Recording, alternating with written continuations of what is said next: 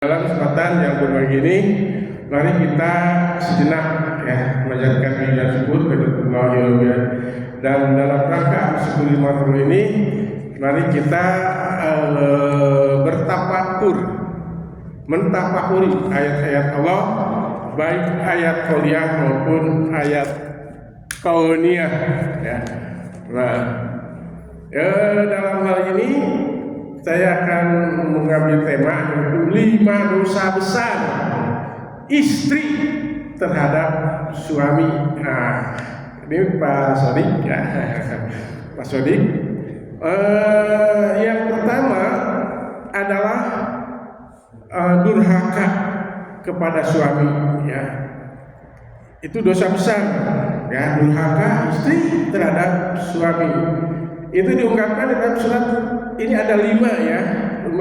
Yang pertama durhaka kepada istri itu dicantumkan di dalam surat An-Nisa ayat 34 ya. Di sini dalam An-Nisa disebutkan ar-rijal qawwamuna 'alan nisa bima qaddallahu ba'duna 'ala ba'din, bahwa laki-laki atau suami ya adalah pemimpin ya, atau penanggung jawab terhadap istri, dan Allah melebihkan ya antara istri yaitu laki-laki ya, ba'duhum kepada sebagian adalah perempuan, kepada perempuan. Allah memberikan keunggulan bagi laki-laki dan terhadap dibanding dengan perempuan. Wa bima anfaqu amwalihim, dan tentunya laki-laki itu sudah menafkahkan ya, sebagian hartanya kepada perempuan. Kemudian fasolihatu qanitatun, dan yang tak perempuan yang taat ya, yang soleh kepada Allah, hafizatil muhabin lil ghaibi ya, hafidatil lil ghaibi, yaitu apabila dia itu bisa menjaga ya ketika suaminya tidak ada. Nah, menjaga itu bisa menjaga dirinya ataupun keluarganya atau dirinya. Bima hafizallahi, karena Allah telah menjaga kepada mereka. Nah, itu adalah maka istri adalah durhaka ya, yang dosa besar. Kemudian dalam suatu hadis Rasulullah SAW bersabda, khairun nisa'i lati, dan idza nadarta ilaiha syarra buka, apabila sebaik-baiknya istri ya, yaitu apabila dipandang ya oleh suami itu menyenangkan ya, syaratka menyenangkanmu hatimu, jadi dalam tingkah lakunya dia menyenangkan ya, tidak kalau ditanya bahkan tadi kok nggak adanya, jadi kalau ditanya sebenarnya diulangnya, tidak mau diulang, karena biasanya istri itu mau diulang. Kalau ditanya tadi udah kan jawab, terus dijawab tanyakan lagi tidak mau, tadi kok mesti dijelaskan. Nah, kemudian waida amarta, apabila waida amartaha, apabila memerintahkannya atau menyuruh kepada situ, atau atka itu selalu tunduk kepada taat. Wa in ta'anha wa in gibta anha, dan juga apabila dia tidak ada itu selalu menjaganya. Hafidatka, yaitu menjaganya bi malika wa nafsika, itu rawahul Jarir soal Baihaqi, riwayat Baihaqi. Jadi kalau tidak ada itu menjaga hartanya dan dirinya. Itu berdurhaka terhadap suaminya. Kedua, yaitu berselingkuh. Nah, ini jangan berselingkuh. Itu ayat dalam ayat Al-Isra ayat 32 ayat bunyinya wala taqrabu zina innahu kana fahisyah, dan janganlah engkau atau kalian ya mendekati zina, sehingga zina itu adalah fahisyah, yaitu perbuatan keji, wasaat sabila, dan sejelek-jeleknya jalan. Nah, ini di sini ada kata-kata wala taqrabu zina, janganlah mendekati zina. Ini zinanya saja sudah dilarang, apalagi mendekati zina, mendekatinya saja sudah dilarang, alhamdulillah, apalagi zinanya. Nah, mendekati zina itu yang bagaimana ya? Jadi Pak Dadang, mendekati zina itu ya bisa saja ya awalnya ya pokoknya si mertua terhadap menantunya awalnya memberikan traktir, udah ada respon, besoknya mulai memakai baju ataupun kerudung dilepas, besoknya lagi yaitu mulai memperlihatkan lekbong, pakai lekbong ya. Itu adalah salah satu mendekati zina ya, mendekati zina, jadi memperlihatkan dan memancing-mancing ya terhadap berondong atau menantu ataupun yang teman-temannya dekat lainnya yang biasanya yang yang masih belia ya itu. Nah, itu mendekati zina, dan awal akhirnya adalah ke situ. Itu banyak sekali saya di dalam sering baca ya, senang itu baca riwayat ataupun riwayat hidup ya, kisah nyata itu terjadinya itu adalah awal seperti itu mendekati zina. Dan apalagi zinanya ya, zina itu adalah perbuatan keji ya. Dan setelah terjadi itu akan ada 5 akibat dari zina itu ya.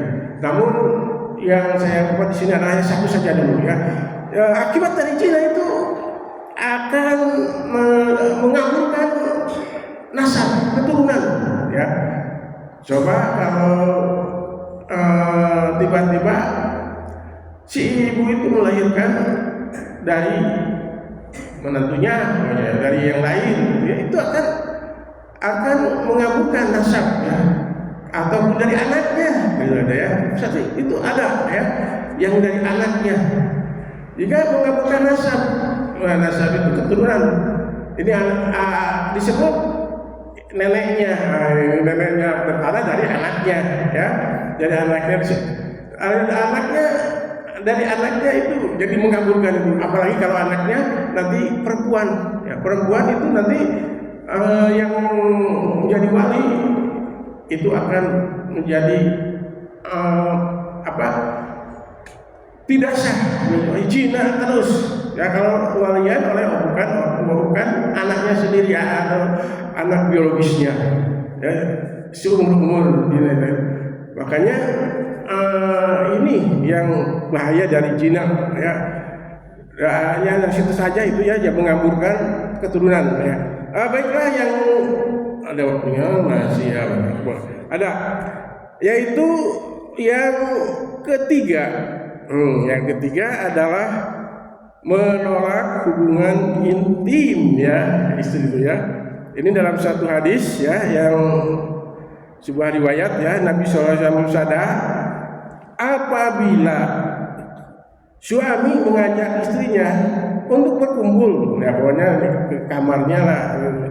Dan kalau sudah ini biasanya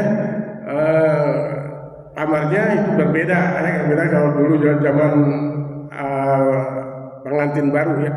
Nah, mengajak berkumpul hendaknya waktu itu mendatanginya sekalipun dia sedang berada di dapur. Hadis riwayat Tirmidzi. Itu sedangkan di dapur macam datang gitu ya. Kemudian riwayat lain Rasulullah SAW bersabda, apabila seorang laki-laki mengajak istrinya ke ranjang, ya, lalu istri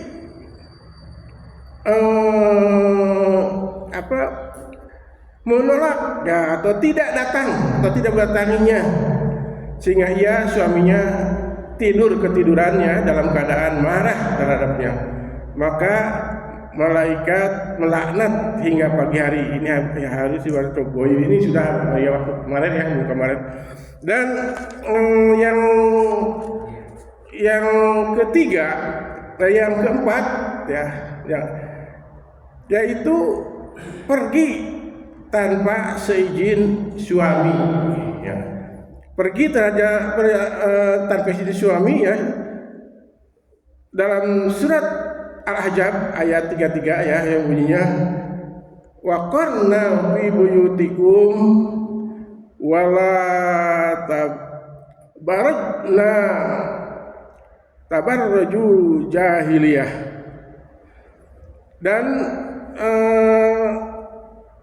jangan kalian itu jangan harus diam di rumah kamu, ya, dan kamu jangan keluar ya seperti orang jahiliyah dahulu ya.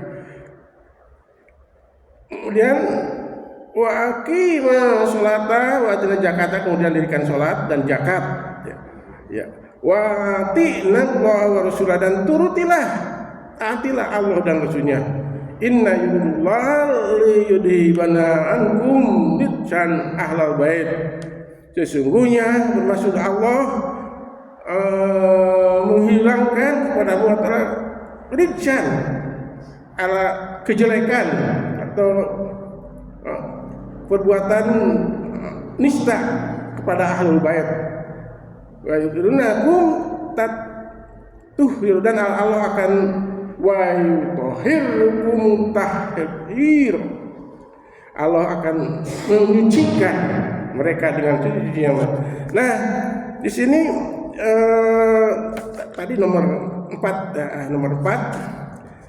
Jadi ini tujuannya ahli bait ya. Ahli bait itu adalah keluarga Nabi ya. Sampai Nabi mendatangi anak-anaknya, yaitu Siti Fatimah terutama ya, 6 bulan.